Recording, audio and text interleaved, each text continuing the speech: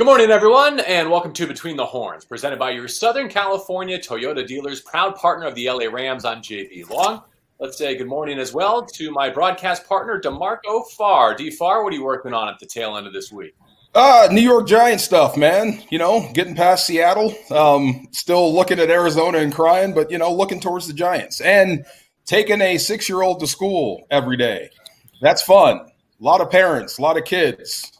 Need more space. You glad to be back in person, thriving, I hope? Yes, everybody's good. We're happy. We're happy. We're healthy. We're good. We're eating. All right. Well, I got my 2-year-old home with me, so stand by in case he makes a cameo. But I hope we're good to welcome NFL Network reporter Steve Weish. She's at Weish89 on Twitter, joining us from those sparkling new studios in Inglewood, it looks like. I am here. Great new studios. Look, these things are actually majestic. And, we're about 40 yards from SoFi Stadium, of course, the Rams' home field. So it's just great, to be part of this whole new environment. It makes you feel super legitimate being in a building like this. And I'm glad to be on with you guys because, you guys are always great, super nice guys, super knowledgeable guys. And I'm all about educating the masses. And you guys do that so well. DeMarco just talking about how there's a lot of parents taking his kids at elementary school. Who would have thought about it? Who would have known? See? Hey, wait, where are you? Where's the stadium in relation to you right now? Behind you, to the side? Where are you? It is, okay, so I'm holding up my right hand, right? Even though it may look like the left. It is honestly about 40 yards due east of me. I will tell you this. 15 years ago, I could have taken a football and landed one into about section, 242. Now it's going to fall about 30 yards short. Right now, that's going to fall about 35 yards short of that 40 yards. But it's that close. It is literally across a very narrow street. That's awesome. You've got monitors everywhere over your shoulder. DeMarco has sight words when he's not. I'm trying to hide them. Air balloons. Steve, let me start with your perspective on this. There they are. Reading teacher that he is. The Rams, I think, came out of a challenging and emotional first 5 games at 4-1. In that stretch, they opened their new stadium in front of fans. They played a couple of undefeated teams. They got into their division rivalries. Now they've got 5 more before their real bye week. I wonder, do you view this as a chance to stack some wins as they go into a 3-game stretch against teams with losing records, or is that a treacherous mindset for fans to look at the rest of October? It's a treacherous mindset, but it's the expectation of the team. As much as they say they go game by game, they're looking at this block of games saying, okay, if we can come out of this 7-1 or 6-2, we're in a really good position. You got a couple more games, before that late season bye. By the way, and DeMarco, I'm sure you can talk about this. Players love the later bye as opposed to an earlier bye because to have to go out like some teams have to do and play 12 straight games after their week 5 bye, that's a rough stretch trying to get through all that. So this is a great opportunity to stack wins, but also to continue to evolve at what they're doing. We're starting to see the run game really come alive.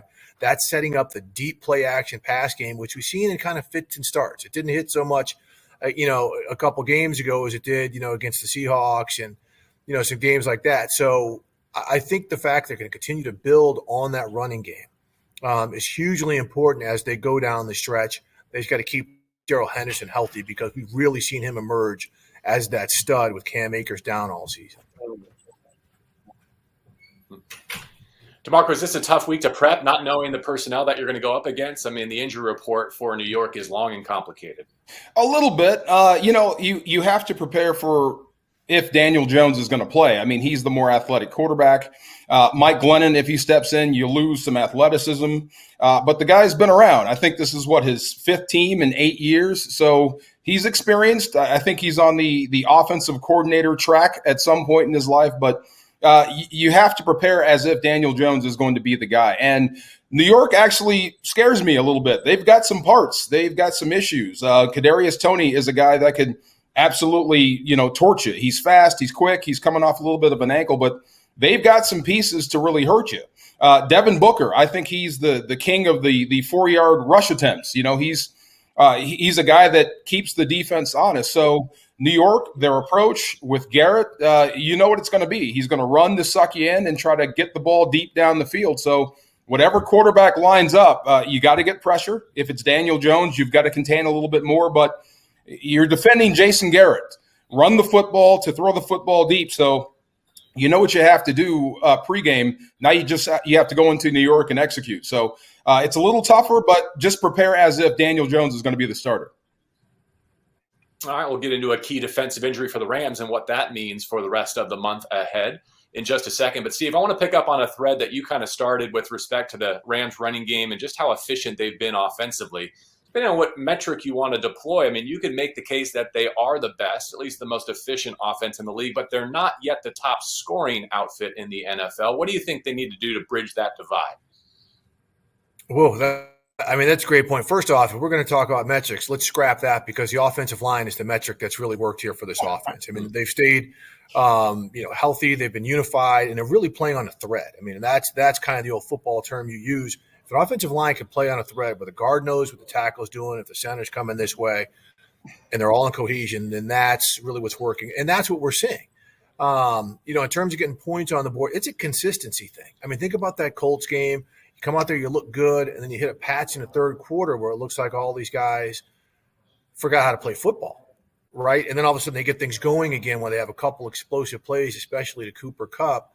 Again, that's why I still think they're finding their identity because, look, for a couple of years, this has not been a big play football team. This has been a 10, 11, drive team to get points on the board.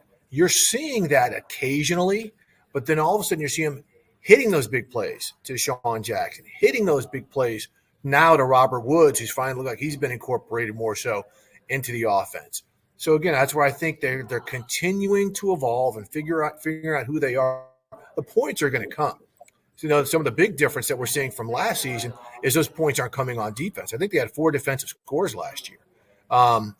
They're not getting quite as many takeaways as they had, but at the same time, the defense – they're denying the yards and they're forcing field goals, probably not getting the takeaways that they want. But the fact that they're forcing field goals is a big thing to help this offense. Yeah, I mean, their shortest offensive drive so far this season is 70 yards. To your point, they've yet to score on defense, really capitalize on a short field. So, DeMarco, is it only a matter of time before the dam breaks and they start to put up 30-plus on a consistent basis? I would bet, yeah. If Jones can't go, Glennon just threw a pick six last week. So you've been in position. You've had opportunities to make plays. There'll be more as we go along. These things come in bunches. I love the fact that Steve just mentioned it.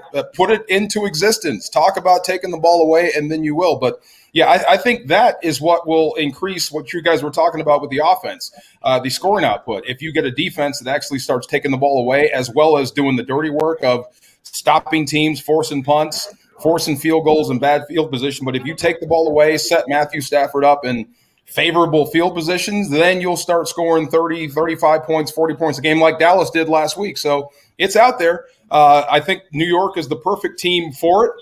You got to bring your A game and respect your opponent, but this is a week to where you can get healthy and get right on defense, no doubt.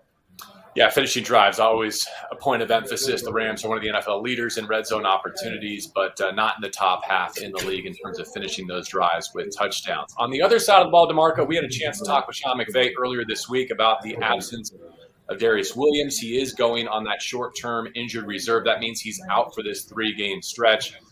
This comes on the heels of the defense led by Raheem Morris making a change at corner and putting a rookie Robert Rochelle in to the starting lineup for the first time in Seattle.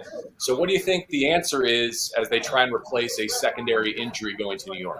I like the star position. I like Jalen Ramsey moving all over the place. I like the fact that you can deploy him on defense to be a defensive player and less of a cornerback. But this week, hey, look, Kadarius Toney is your best weapon. They remind me of the 1995 St. Louis Rams when all we had was Isaac Bruce. All you can do is just flip it out to him and just pray. So I want to see number 5 carry him and zone off the rest. But I was impressed with Robert Rochelle. Sure, DK Metcalf beat him deep, gave him the business a few times, but that's DK Metcalf. That's one of the best in the business. But the one thing I did like about Rochelle was he didn't blink, and he was in position to make plays. And kind of a heads-up play on Tyler Lockett. Instead of giving up a touchdown, tackle the guy.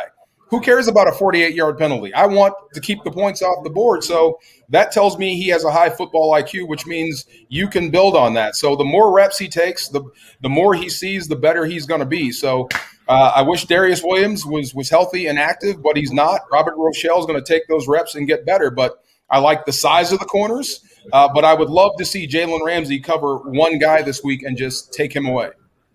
Hey, guy, real quick, I think we're going to see that. I mean, I think the Rams are going to just dare the Giants to throw the ball. Put Ramsey, over there on the top receiver and dare them to throw the ball elsewhere. Because you take Tony out of action. This is where you play 10-on-10 football. You put Jalen Ramsey on him, take him out of action, then let's see what the Giants have. Because Saquon Barkley does not look like he's going to play.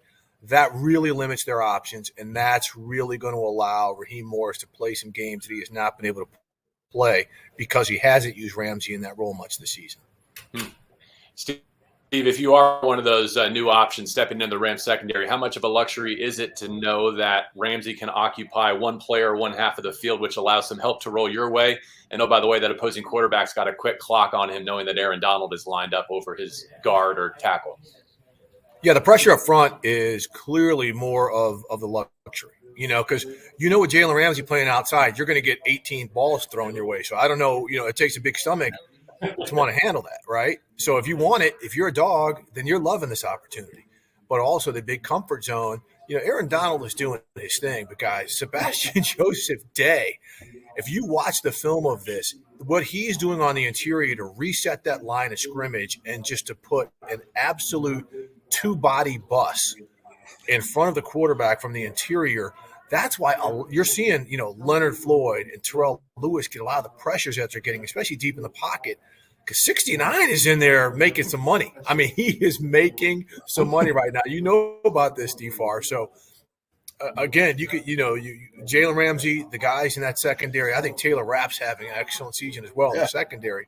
But what's happening up front, especially on the interior with Aaron Donald, Sebastian Joseph, and Ashawn Robinson, that's where you're starting to see, that berm, that big hill being built that a quarterback just really has a difficult time functioning through. Steve, when I saw Sebastian Joseph Day for the first time, I said, when his upper body catches up with that lower body, he's going to be a monster. Right? You know what I mean? Oh, well, that upper body is caught up because he's a superhero now.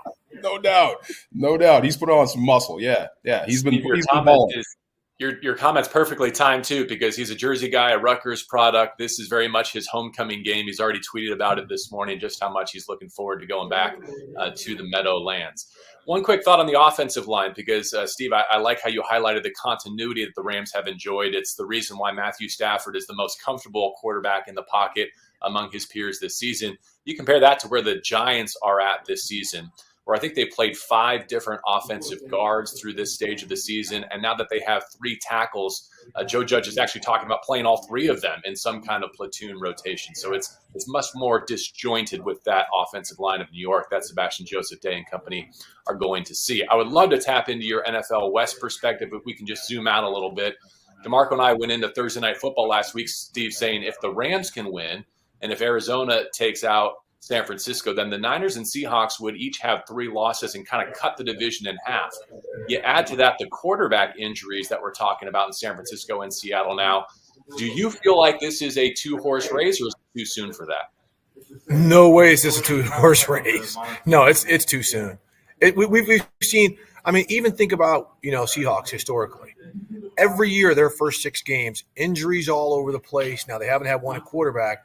They've been a 3-3 type team. They've been they'll find a way. I mean, they'll find a way to hang strong until Russell comes back. So no way. And San Francisco, it's not like, Trey Lance's first start, they got taken apart by Arizona. That was a 17-10 ball game that they easily could have won had Trey Lance, instead of trying to run that ball in where he got blown up by Isaiah Simmons at the goal line. If he would have just dumped it off to the receiver right there when Simmons, gave up coverage, a tie game and they could have won that game. So let's not kid ourselves. We've only played 5 games across the league. Mm-hmm. There's going to be some teams right now who are figuring things out that are going to emerge. There's going to be some other teams that started hot that are going to fall off.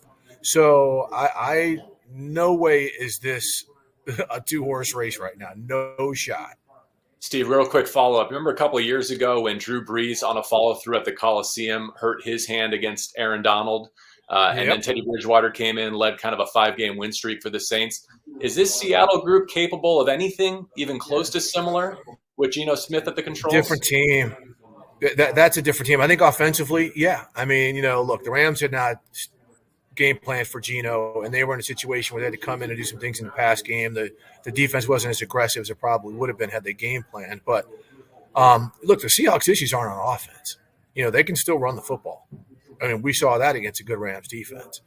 Their issues are on defense. I mean, they I don't know what they have going on. They're giving up big play after big play. They can't stop the run. That's the area of concern. But again, we've seen this before from the Seahawks, including last season, where once they got to about week 8, they really kind of tightened things up, and that defense got a lot better, as the Rams found out towards the end of the season. So, I don't think it's so much on Geno Smith in terms of fixing Seattle's troubles. I think it's much more on this defense trying to figure out who and what they are. DeMarco, I don't think Sunday Night Football had 2-3, Seattle at 2-3, Pittsburgh in mind when they booked that game, but it is intriguing in terms of who can kind of get their season back on track.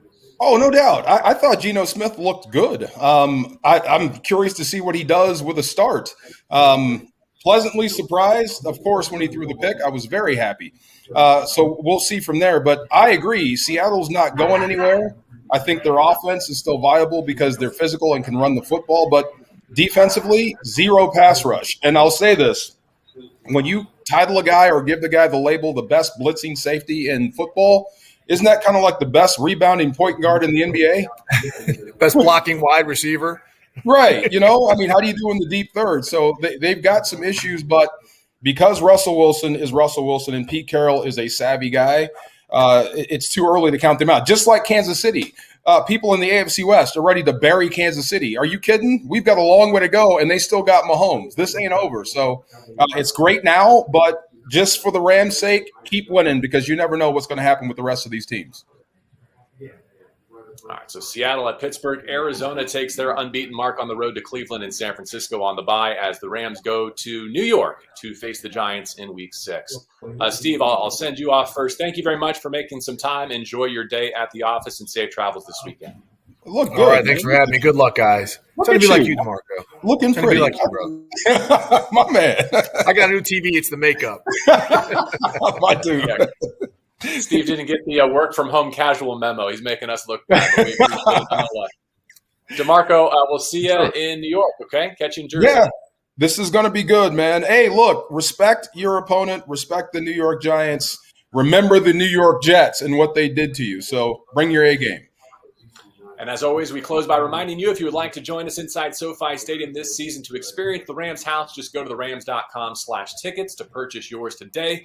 The Detroit Lions a week away with the return of Jared Goff and Michael Brockers. Thanks for tuning in to this edition of Between the Horns, presented by your Southern California Toyota dealers, proud partner of the LA Rams. I'm JB Long, and we'll talk to you from the Meadowlands, MetLife Stadium, Week 6, Rams and Giants.